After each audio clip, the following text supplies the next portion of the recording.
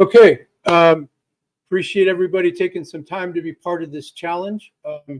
The the purpose of this challenge is there's a couple of things. For me, it's about helping the sales community get better. That's our core purpose, is to elevate the sales profession.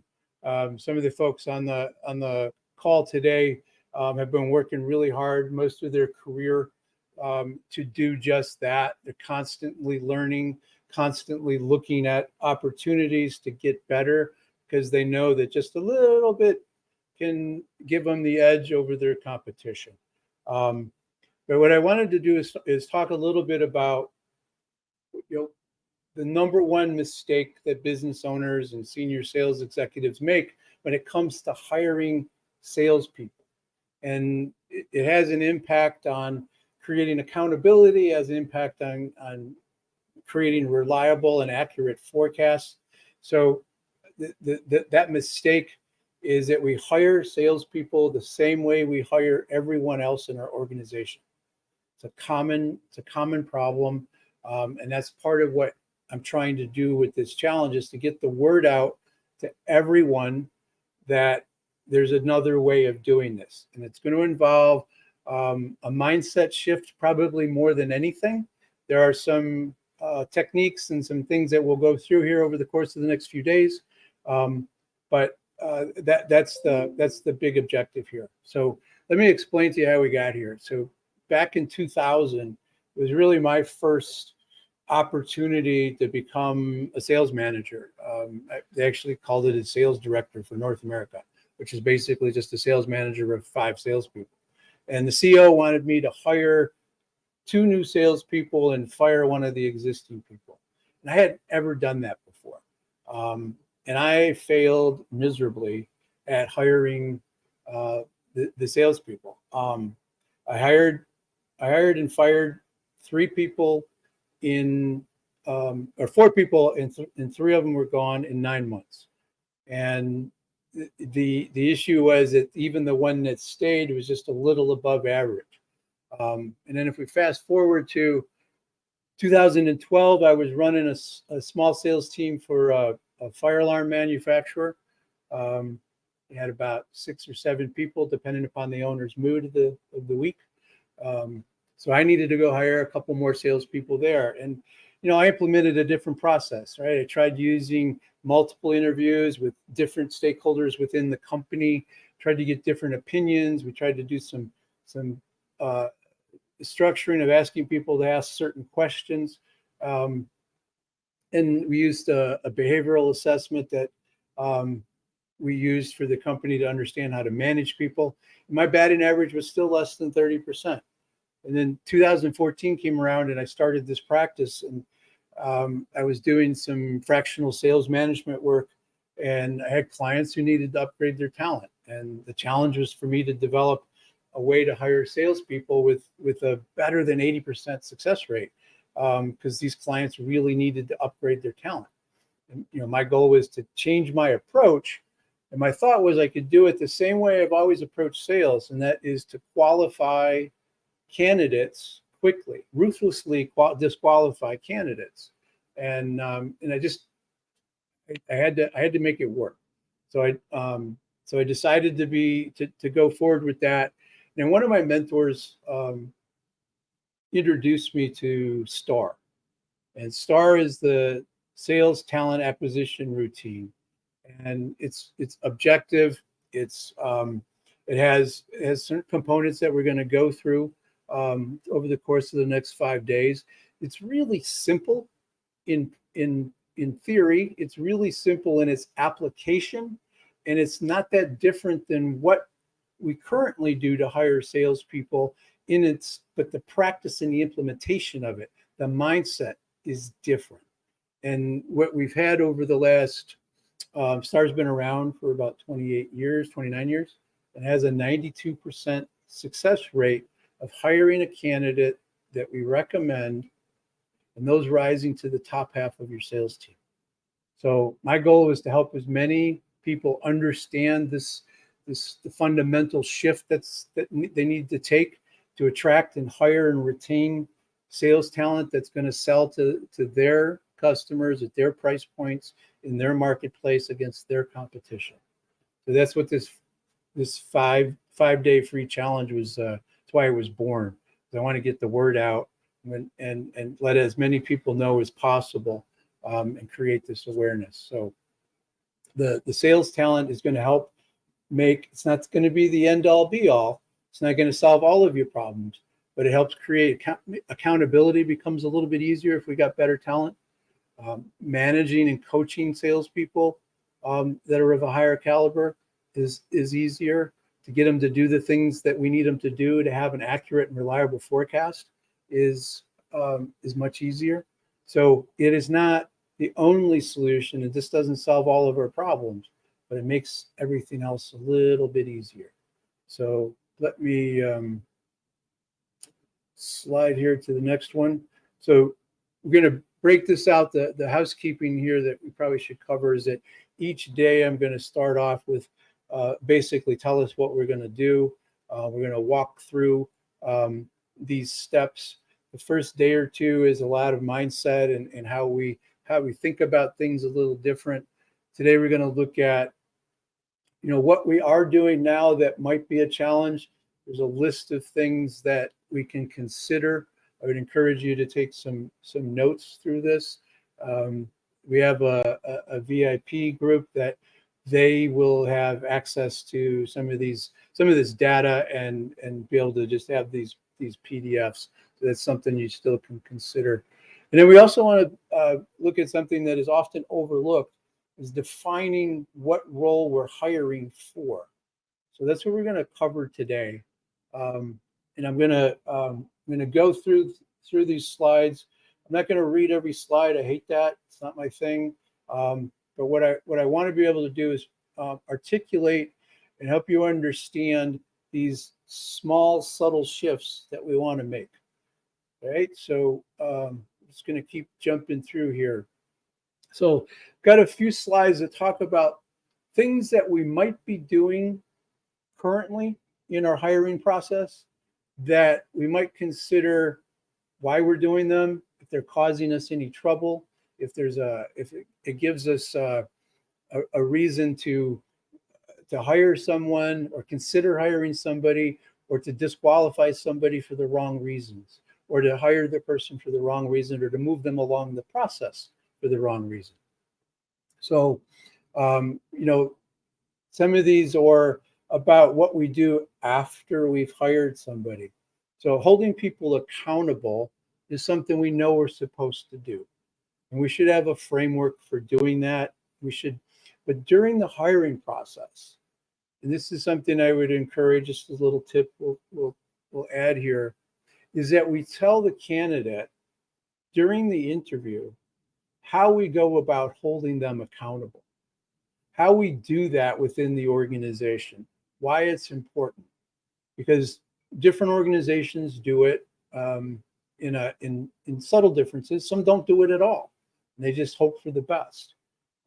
We have a framework that we coach and teach that literally can be done in about 15 minutes on a monthly basis if we do it consistently every month and we have the right data involved.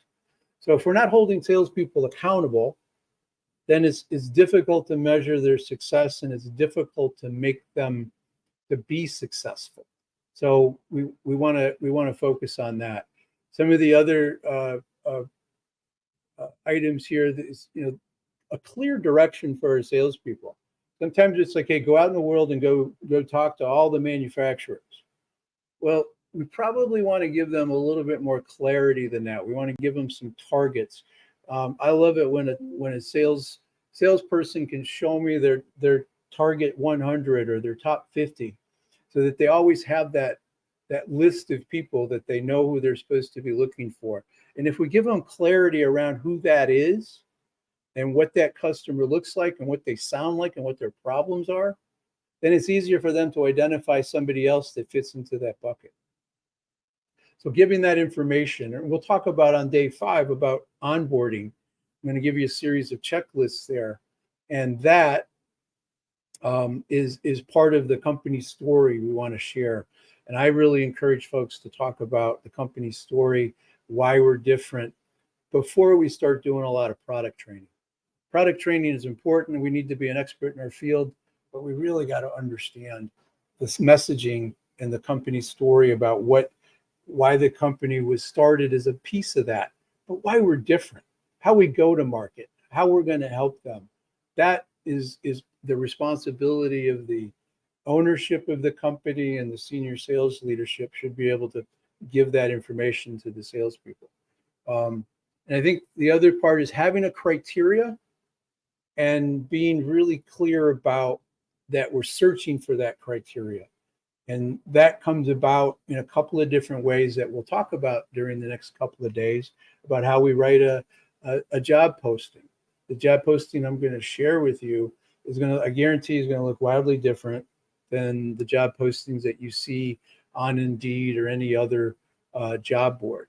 Because what we're trying to do is describe the candidate that we want to hire. And that's an important feature. The accountabilities and responsibilities are job description. That's important. We should have that. It should be clear. We should be able to hand that to somebody in an interview or after they've been hired. Like, these are the things that we expect of you. But when we're looking for this candidate, we want to describe who they are, what they do, what they're great at. And we want them to be able to look at this ad and say, wow, that's me. I do that. I'm good at those things. So having that criteria and using that criteria to evaluate and search for our candidates is really, really important. And just being able to communicate that information to our candidates consistently, so that we can help them disqualify themselves, or we can disqualify them during this process, because that's a big part of it. Is our comp plan? Is it up to date? More importantly, does it drive the behaviors and the activities that we're looking for from our salespeople? Because there's a bunch of companies out there who have a comp plan that speaks to a salary and commission structure, but the comp plan, the at-risk portion of the compensation doesn't drive the behaviors that we want them to do. Do we want them to do new business? Do we want them to go deeper and wider within an account? We want them to penetrate more of a company where they go know more people and expand the share of wallet, right? That we need to be clear about that, but our comp plan needs to be aligned with that and be able to help support those behaviors. And it's interesting to watch. We want our salesperson to go out and do demos. We want our salesperson to go out and to do demos for qualified people, and they go out and open new business, but we're compensating them on having revenue that's coming in, and that we're not defining where the differences are there. So that's making sure that we're not going to get into the details there, but it's something to think about. And again, teaching the salespeople about the company, but the history is important to be able to talk about the company. But why are you different from your competitors, right? What is like the difference between Apple and Microsoft, right? Those are wildly different companies, and they speak to different people.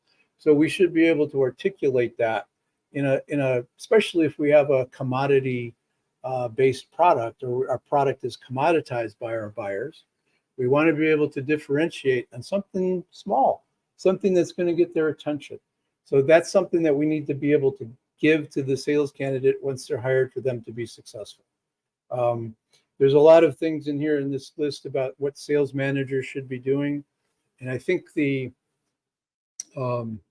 one of the most important things is that a sales manager should be coaching their salespeople on a consistent basis. But here's the part that people struggle with. That should be about 60% of their time, which means the company should take away all of the bullshit kind of reporting that's there, that isn't necessary to create to move the needle.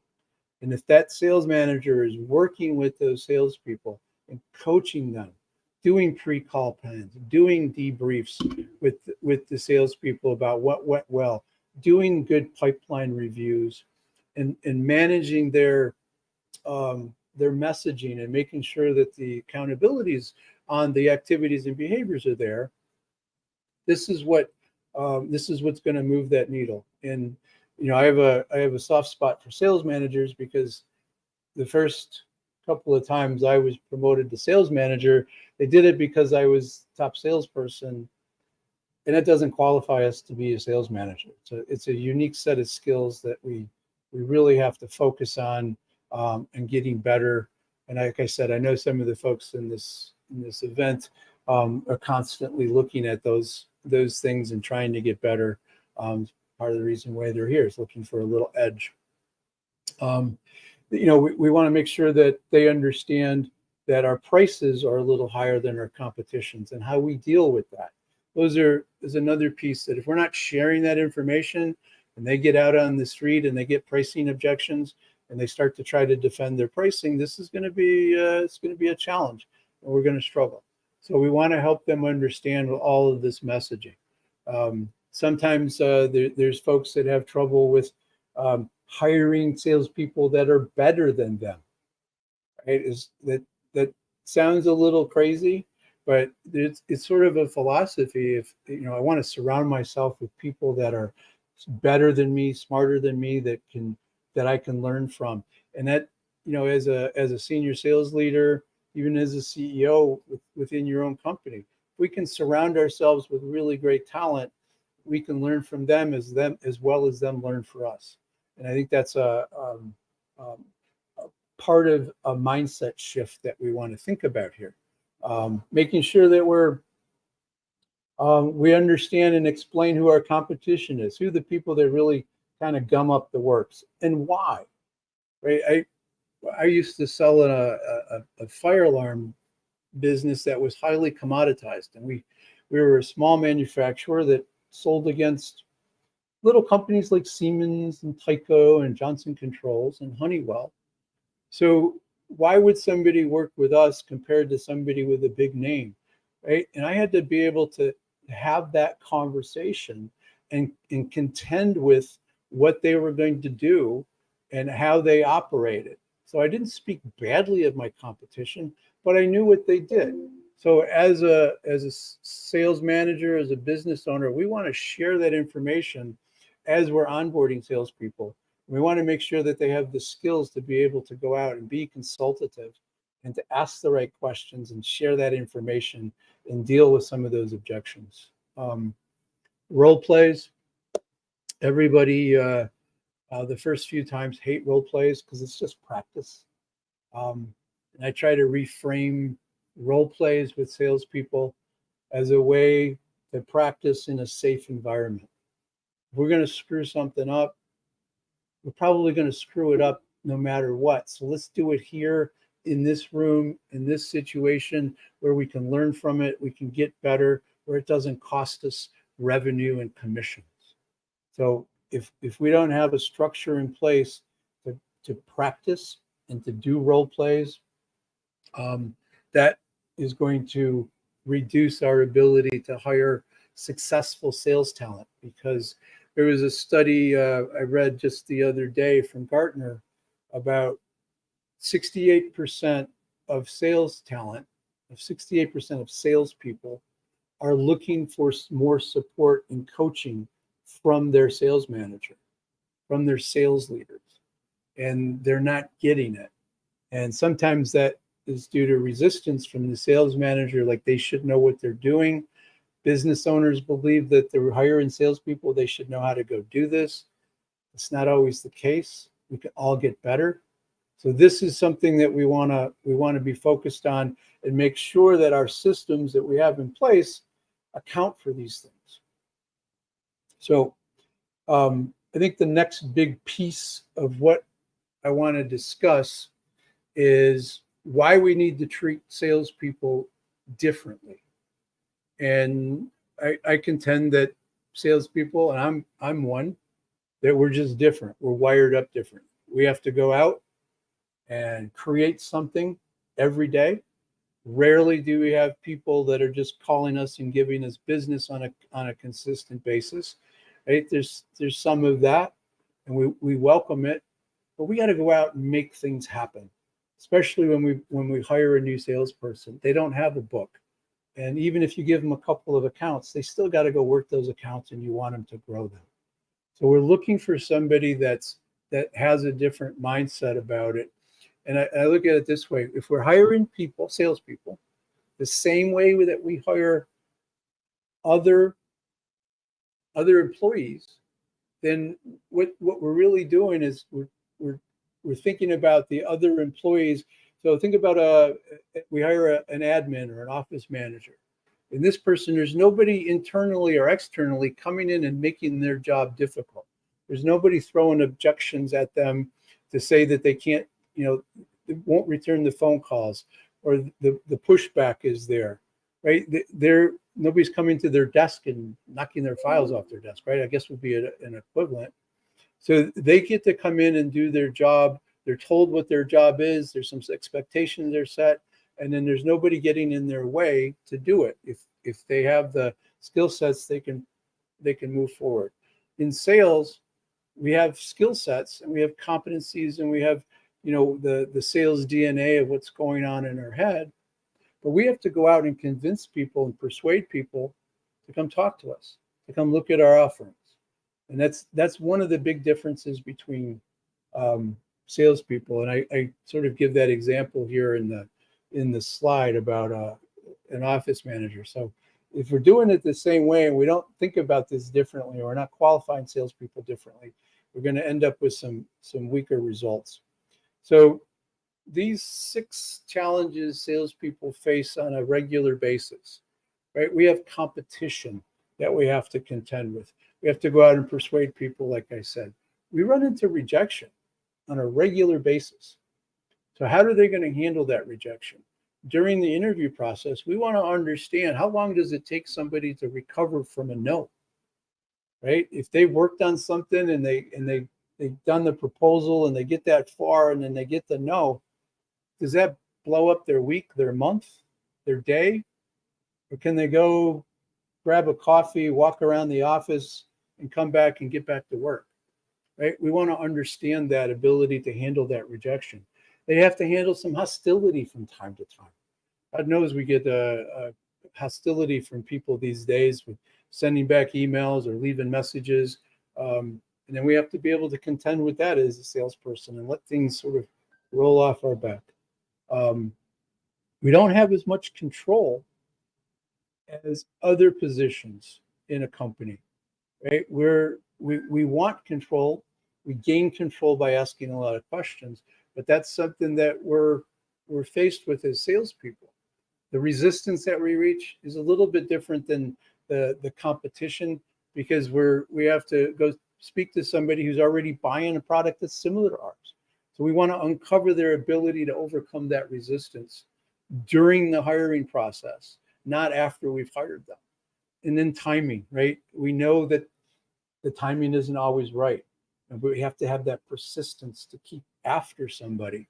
It takes over 20 touches for somebody sometimes to just recognize that we're there and we're working to try to develop a relationship with somebody. We can't give up. Most salespeople are giving up. They don't make 2 phone calls if they don't get a return phone call. It's gotten that bad. So we want to find these things out and evaluate our process. We want our process to be able to evaluate these. And that's some of the things that we're going to get into with the process that we're going to go through. So what are we looking for? So I'm going to come up here and grab another slide that helps us.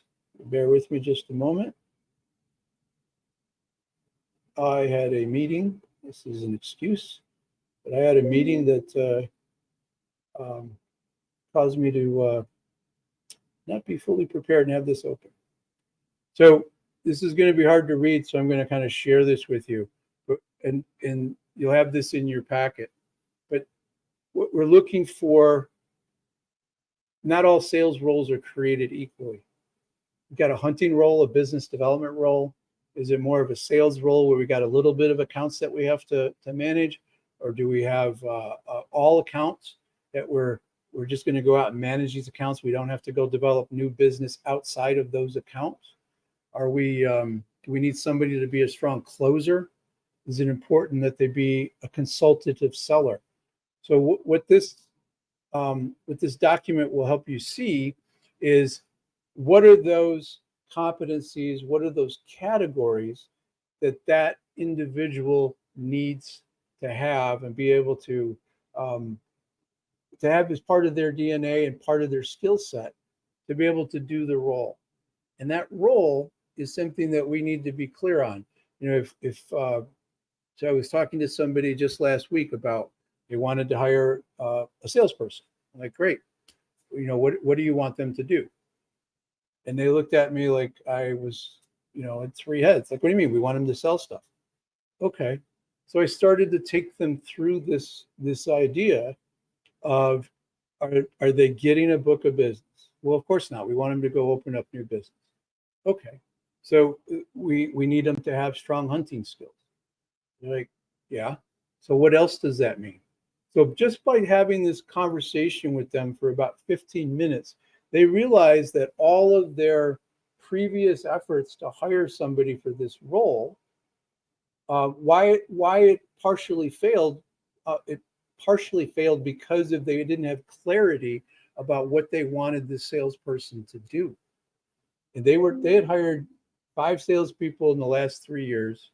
None of them had been successful. None of them were still at the company, but they wanted everybody to go out and be a new business development expert. And they sold the position as a salesperson within an established company. And nowhere along the way did we tell them in this situation that they tell them that they were, you know, you got to go hunt and you're going to eat what you kill. And we're only going to give you 6 months to do that. Right? They had a lot of it figured out. They wanted somebody to be up and running, build a pipeline. It was going to take them about 3 months. And then they wanted them to start spinning off revenue at the 4th month, and that they should be generating enough revenue to stand on their own 2 feet in 6 months. They had a lot of this right, but they didn't give clarity on the front end. So I would go through this list and think about the roles that you're looking to fill. Which categories are they? A hunter, a farmer, account manager? Are they a closer? How much of a consultative seller do they need to be? And I think those are some really important aspects that we need to cover. And I think I'm going to shut this slide deck down here.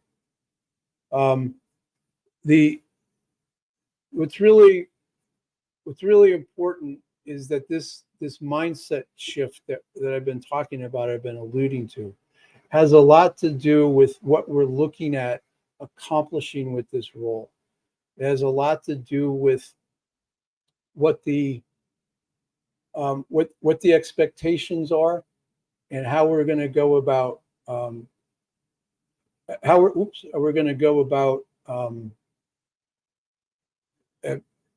explaining this to the person during the candidate during the interview process. So it starts with, before we even go out and start looking for salespeople, it starts with our own role configuration. It starts with our own way of thinking about this role, what we want them to do, what they need to do to be successful. And that is wildly different than just a set of job responsibilities and accountabilities.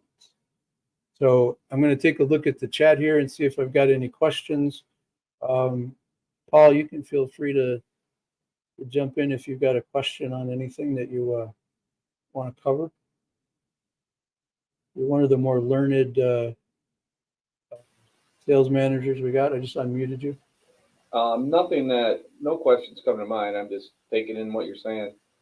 It's pretty, I mean, pretty much follows what we're doing now so far.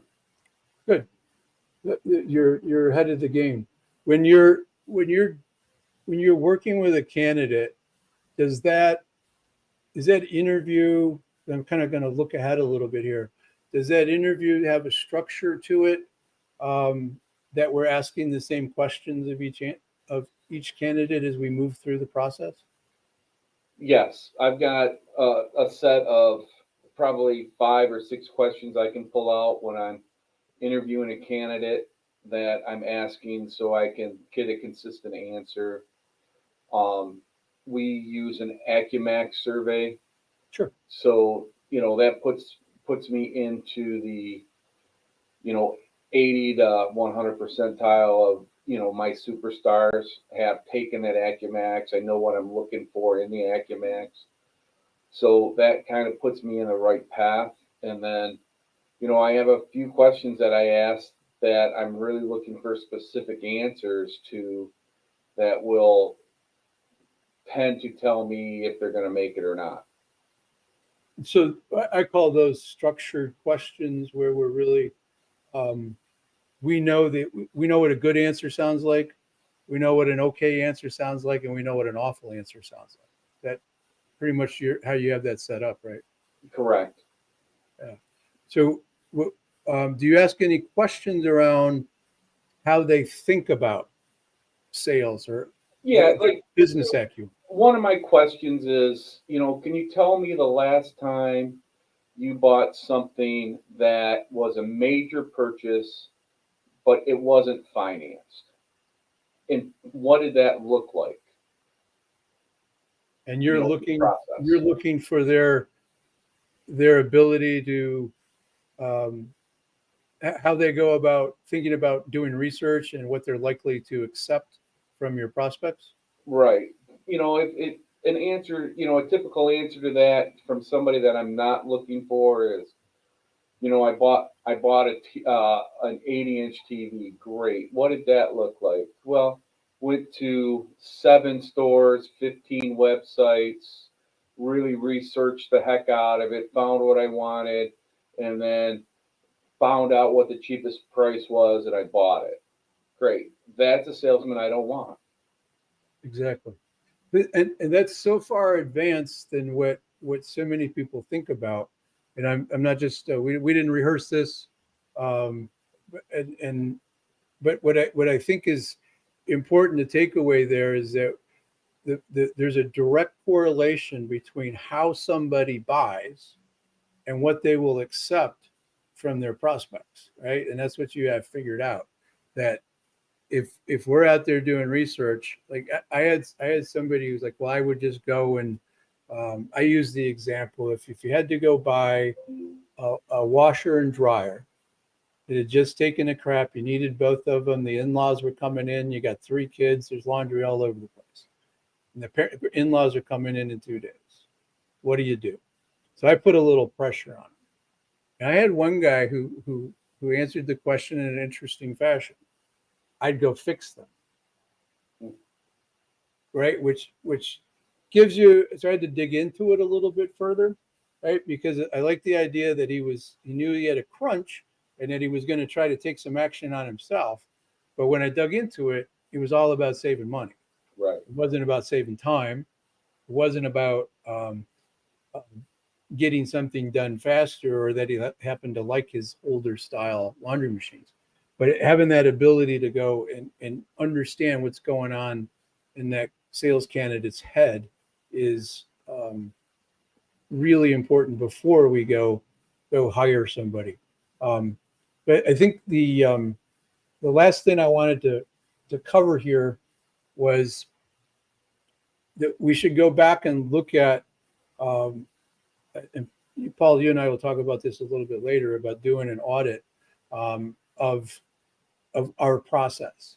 It's something that I do with clients initially, is we go through a series of questions and understand some of what we just did. And you have a lot of these components in place, that you're using. You have structured questions. You have a candidate.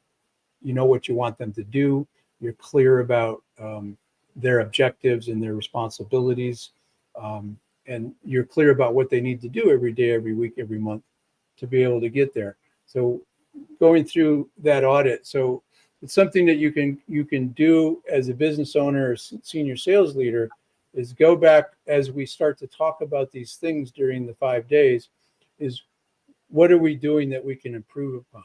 What has caused us to maybe misstep?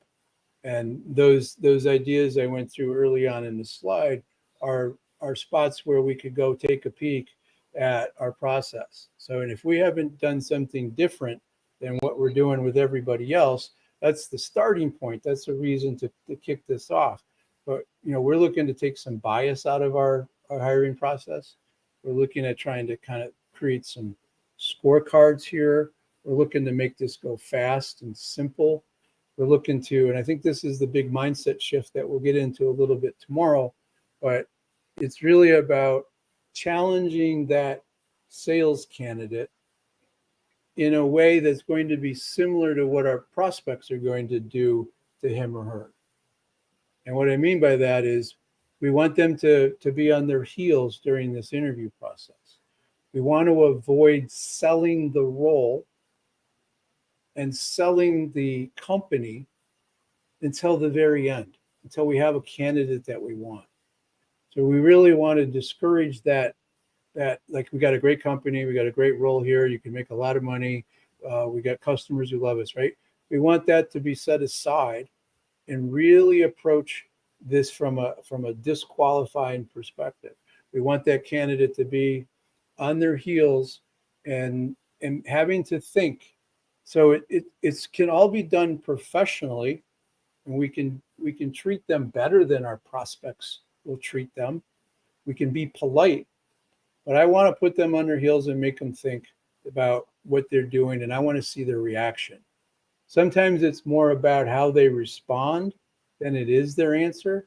When we get into the interviews, I'm really listening to their interview process. I'm really going to listen to their answers, because I'm asking a question because I want to understand where they fall in the good, okay, or awful answers.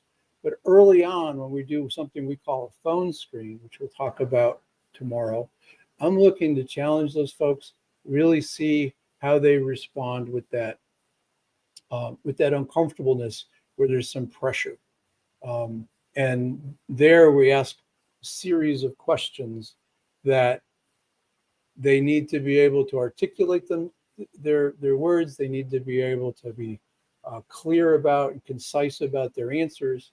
But it's not so much about the answer as much as do they fold up and they get a little bit of pressure, or can they withstand it and dig in a little bit? So I applaud you, Paul, for having this being so far ahead of the game with some of these questions. I see another question here in the chat.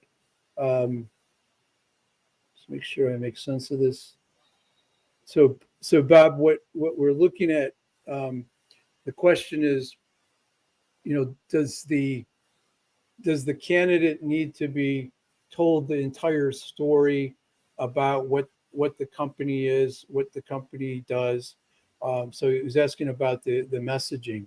And I think what's important here to understand is that the messaging that we give to our salespeople, they need the story that's going to help them tell why a buyer should select your company, what differentiates your company from everyone else.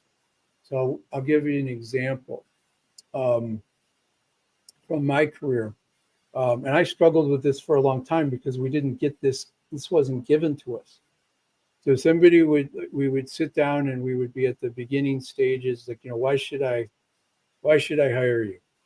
And my training, which is similar to Paul's training, is maybe you shouldn't.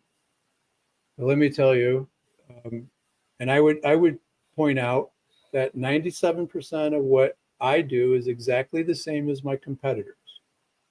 So can we talk about the 3%? And I would have 2 or 3 points that I knew were important to that particular buyer, that particular decision maker. And they vary depending upon the person's role. So, Bob, what I'm saying here is that we need to be clear about who we're talking to. We need to be able to understand that buyer. We need to be able to make sure that the words that we use resonate with them. The context is important to them, that it speaks to their challenges, not this amorphous, weird language that doesn't mean anything. We got to hit the words. We got to hit the emotions. We have to hit the right context. So it isn't about history. When we see that slide on a slide deck that's about the history of our company, the history of our founder, you can leave that on your website. People can go see that, right? What we're looking to do when we're sitting face to face with a customer on the phone is to give them the reasons why. So that's the messaging.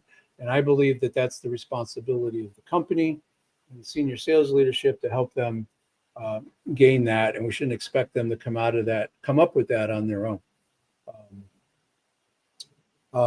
So I hope that answers your question, Bob. Thumbs up. I don't see any other questions. So what I'm going to do is I'm going to end the live stream for today. We get out of school a little early. That allows me some more time. We can Paul and I, you and I can, I'm going to stop the broadcast live, and then you and I can go through a couple of things that are a little extra. So appreciate everything. Tomorrow, 1:00, folks, you'll get an email with the link to go back to wherever you're watching from, Facebook or LinkedIn or YouTube. And look forward to digging into some of the more meaty aspects of this. Today was more about setting the stage. Thank you.